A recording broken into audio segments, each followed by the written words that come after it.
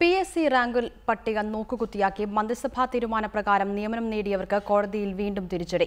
Secretariat security guard തസ്തികയിലേക്ക് seniority തർക്കത്തിൽ PSC വഴി നിയമനം ലഭിച്ചവർക്ക് അനുകൂലമായി സുപ്രീം കോടതിയും നിലപാടെടുത്തു. ഇരുവിഭാഗങ്ങളും തമ്മിൽ വർഷങ്ങൾ നീണ്ട നിയമയുദ്ധത്തിനാണ് ഇതോടെ അന്ത്യമാകുന്നത്.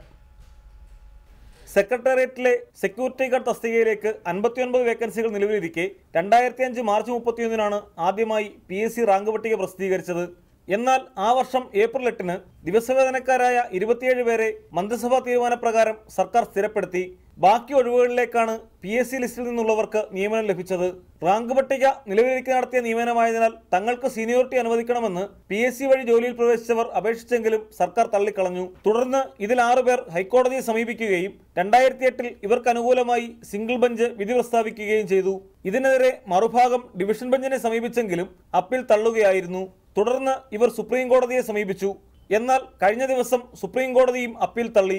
PSC വഴി ജോലിയിൽ പ്രവേശിച്ചവർക്ക് ഇതുവരെ സ്ഥാനക്കയറ്റം ലഭിച്ചിട്ടില്ല. സുപ്രീം കോടതി വിധിയോടെ ഇവരുടെ ദീർഘനാളത്തെ കാത്തിരിപ്പിനാണ് വിരാമമാകുന്നത്. ദിവസവേതനക്കാർ മിക്കവരും ജോലിയിൽ പ്രവേശിക്കുകയും പിന്നീട് സ്ഥിര നിയമനം നേടുകയും ചെയ്തത് രാഷ്ട്രീയ സ്വാധീനം ഉപയോഗിച്ചാണെന്നാണ് ആരോപണമെന്നിരിക്കെ PSCയെ നോക്കുകുത്തിയാക്കുന്ന ഭരണ സംവിധാനത്തിനും പരമോന്നത നീതിപീഠത്തിന്റെ വിധി തിരിച്ചടിയാണ്. Pradeep C Nedumon, reporter, Thiruvananthapuram.